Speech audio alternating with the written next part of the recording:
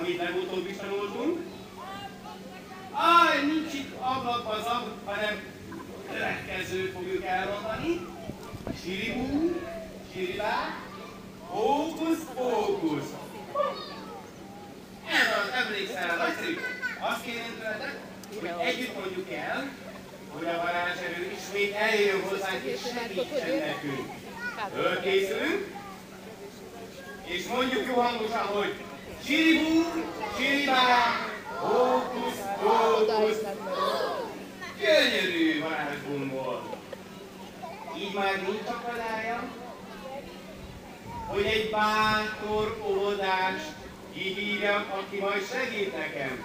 A Csíkos volt a legelső, aki a helyén ülve szépen jelentkezett. Gyere, drága!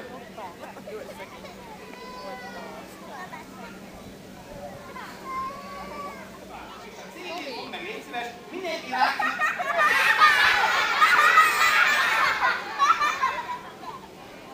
Bogi! Én csak azt kértem, hogy fújjál rá, ő meg megfújta a szélével. Ezt te csináltál?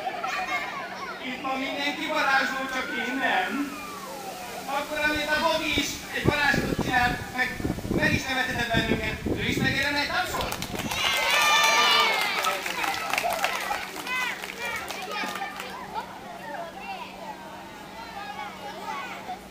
Szerintem is ilyes volt a Bogi, hiszen egyedül a varázs. Ez a tető, nézd meg, hogy átlátszik, fogd meg bátran.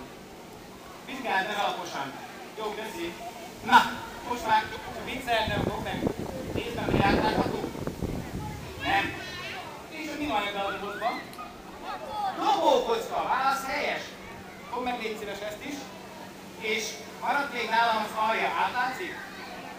Ez sem látszik át. Na Tamás, most figyelj, mert most jön az, amit majd nekem kell csinálni. Ezt a kockát majd te, úgy, hogy te szeretnéd, beleteszed a dobozba. Én most úgy raktam vele, hogy ennyi van itt. De te bármelyiket teheted.